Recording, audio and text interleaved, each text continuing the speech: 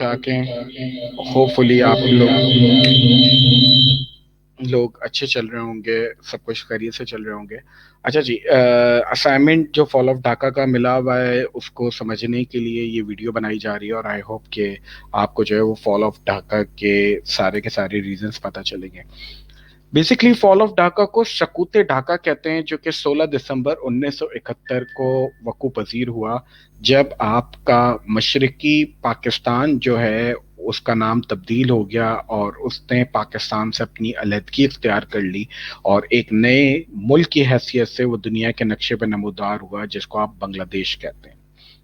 اب تھوڑا سا اس کا بیک گراؤنڈ سمجھنے کی ضرورت ہے کہ کیا ایسی وجوہات آئیں کہ مشرقی پاکستان پاکستان سے الگ ہوا، اور کیا اس کا بیک گراؤنڈ ہے۔ بنگلہ دیش کو تھوڑا سا سمجھنے کی ضرورت ہے۔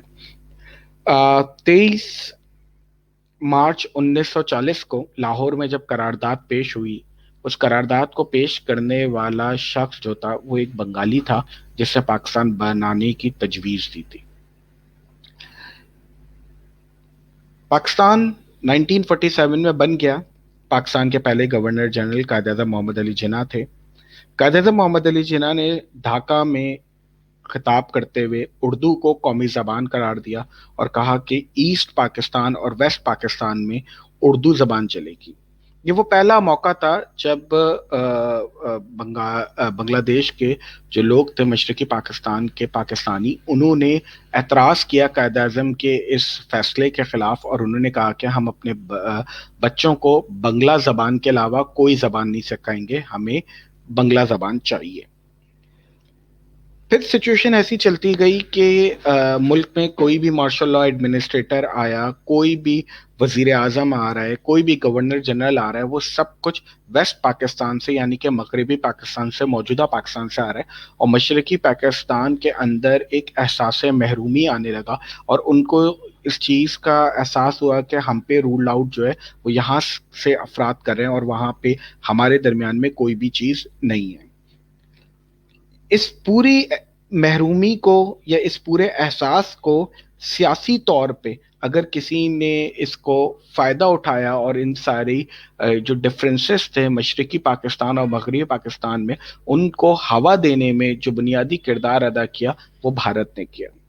اس کی بنیاد کہاں سے نکلتی ہے؟ اس کی بنیاد نکلتی ہے 1965 کی وہ جنگ جس میں پاکستان نے شاندار فتح حاصل کی اور بھارت وہ جنگ ہار گیا۔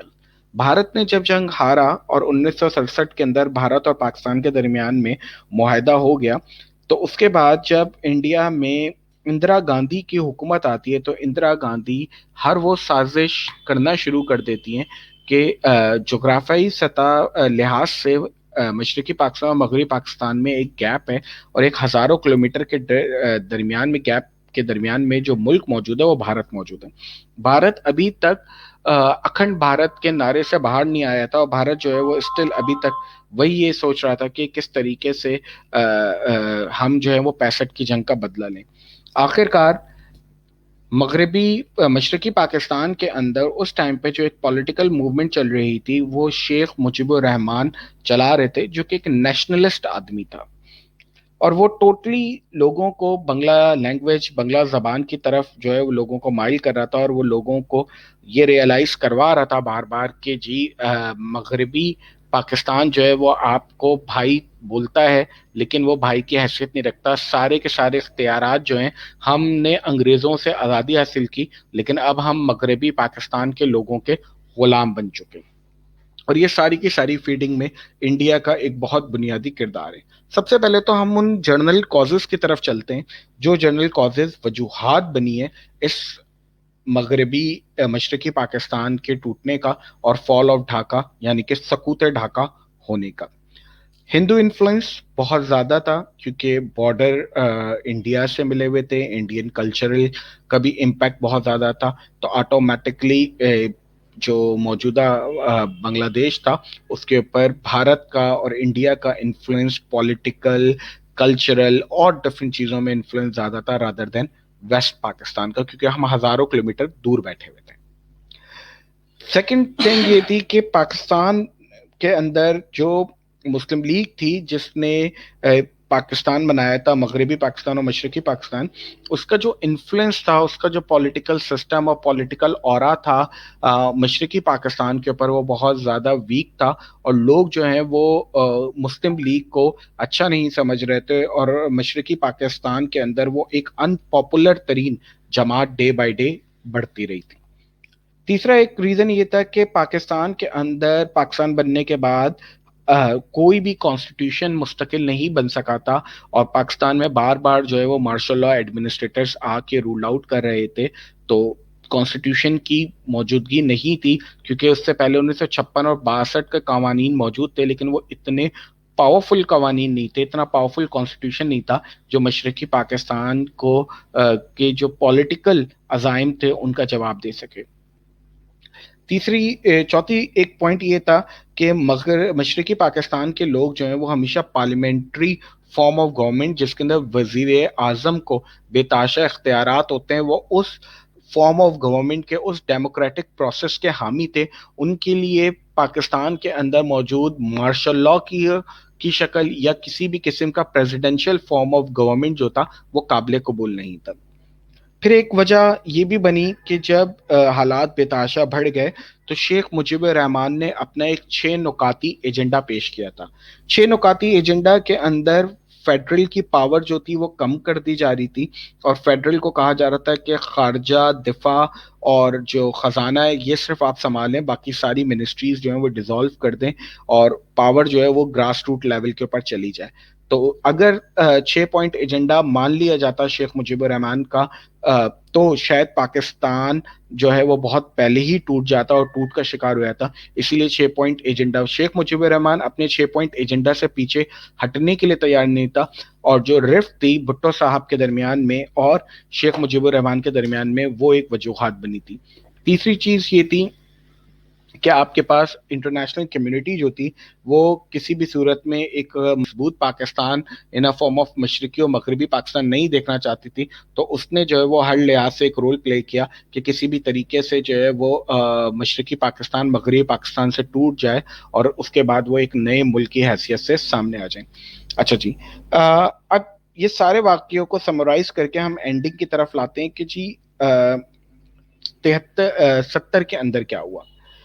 1969 میں جنرل ایوب خان نے ریزائن کر دیا، اور جنرل ایوب خان کے بعد جنرل یحییٰ خان نے ملک کا اقتدار سنبھال لیا as a dictator. General Yahya Khan نے اناؤنس کیا کہ ہم الیکشن ملک کے اندر کروا رہے ہیں، اور وہ الیکشن کے ساتھ 1970 میں ملک میں عام انتخابات کرائے گئے۔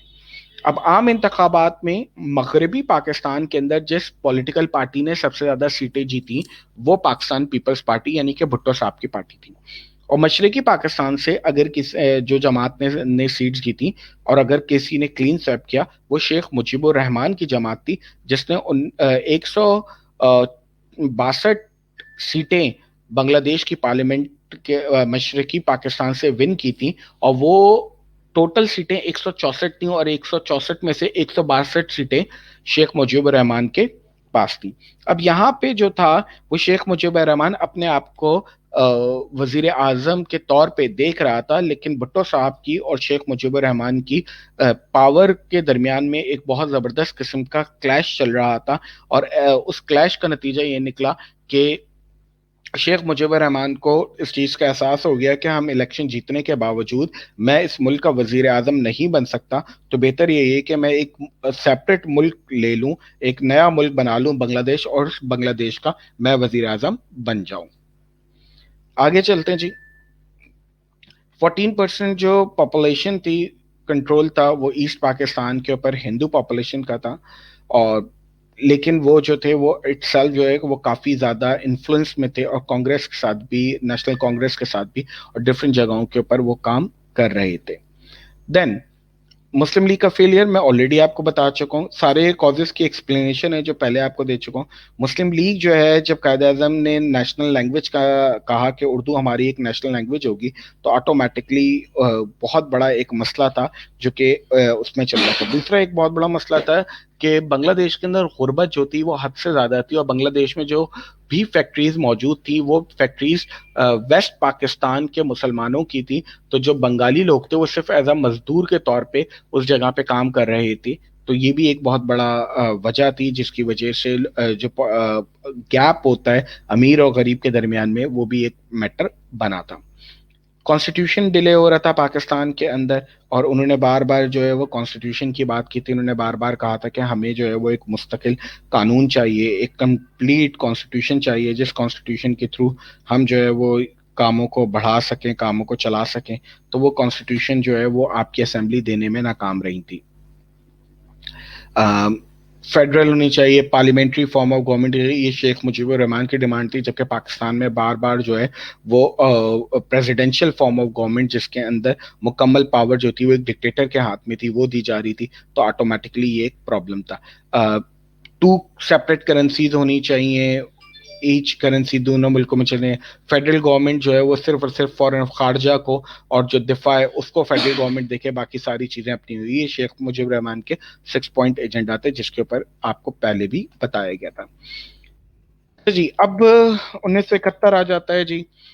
فسادات پھیل جاتے ہیں، عام لوگوں کو بھاگ بھاگ کے اپنی جانیں بچا کے نکلنا ہوتا ہے. انڈین آرمی جو ہوتی ہے وہ باقاعدہ طور پہ 9 دسمبر کو جو ہے وہ ڈھاکہ میں گھس جاتی ہے اور پاکستانی آرمی کو مجبور کر دیتی ہے کہ ان کو چاروں طرف سے محاصرہ کر لیا جاتا ہے، گھیر لیا جاتا ہے کہ پاکستان آرمی جو ہے وہ نہیں کر سکے کوئی بھی ایکٹیویٹی. دوسری طرف جو ہے وہ آپ کے پاس بھٹو صاحب جو ہوتے ہیں وہ سیکیورٹی کونسل پہنچتے ہیں، اور سیکیورٹی کونسل کے اندر جب وہ ساری معاملات چل رہے ہوتے ہیں تو جو فیمس تقریر آپ نے یوٹیوب پہ بھی بھٹو صاحب کی دیکھی جس میں وہ قرارداد کے پیسز پھاڑ رہے ہوتے ہیں، تو وہ ایٹ اے ٹائم بھٹو صاحب جو ہے وہ وہاں پہ پہنچ جاتے ہیں اور وہاں پہ یہ چیز کو لے کے چل رہے ہوتے ہیں. آگے چلتے ہیں جی. اس کے بعد آخر کار فائنلی آپ کو جو ہے وہ سرنڈر کرنا پڑتا ہے، اور اس طرح سے جو ہے انڈین آرمی جو ہوتی ہے وہ 71 کی جنگ جو ہے وہ جیت جاتی ہے. تو ہم پریکٹیکلی کیا لاس کرتے ہیں آفٹر وار افیکٹس آپ کو بتا دیتا ہوں. سب سے پہلے تو پاکستان کا 55% علاقہ بنگلہ دیش کی شکل میں تھا. پاکستان اپنا 55% علاقہ لاس کر جاتا ہے. ہمارے 90,000 جو سولجرز ہوتے ہیں اور سویلینز ہوتے ہیں جو اس ٹائم پہ پاکستان کے لیے سرو کر رہے ہوتے ہیں ان کو بھارت اپنا قیدی بنا لیتا ہے. بہت زیادہ عجیب سی سٹوریز ہوتی ہیں. ذوالفقار علی بھٹو پاکستان کے اندر پاور میں آ جاتے ہیں. پھر ایک حمود الرحمان صاحب ہوتے ہیں چیف جسٹس کے، ان کا ایک کمیشن بنتا ہے جو کہ انویسٹیگیٹ کرتا ہے وہ سارے کے سارے واقعات کے فال آف ڈھاکہ ہوا کیوں تھا. لیکن اس کی رپورٹ جو ہے وہ کبھی بھی پبلش نہیں ہوتی حمید الرحمان کمیشن کی. اور باقی اس کے علاوہ ایک بہت بڑا ڈس اپوائنٹمنٹ اور ٹینشن تھا between Pakistan and other countries. 1972 میں ایک اور ٹائم ہوتا ہے جب ہم سمبلا پیکٹ کے اوپر جو ہے وہ معاہدہ کر لیتے ہیں، اور اسی معاہدے کے تحت جو ہے سمبلا کے اندر ہماری یہ بنگلہ دیش کے ساتھ یہ معاہدہ ہو جاتا ہے. انڈیا کے ساتھ بھی یہ معاہدہ ہوتا ہے کہ ہم بنگلہ دیش کو مان لیں گے. 1974 کے اندر پاکستان جو ہے وہ بنگلہ دیش کو ایک آزاد خود مختار ملک کی حیثیت سے قبول کر لیتا ہے، اور بنگلہ دیش بھی اس طرح سے چل رہا ہوتا ہے. شیخ مجیب الرحمان جو ہے وہ اس پورے واقعے کا جو ذمہ دار ہے وہ یایا خان کو دیتے ہیں کہ ان کی وجہ سے سول وار اسٹارٹ ہوئی اور لوگوں نے آپس میں اس طرح کی چیزیں کی، اور جس کی وجہ سے سارا کا سارا معاملہ ہوا اور آپ کے سامنے ڈھاکہ الگ ہو گیا، اور سقوط ڈھاکہ کا یہ اینڈنگ تھا جو کہ مین اسٹریم کے اندر آپ کو بتایا گیا. تھینک یو سو مچ. اللہ حافظ.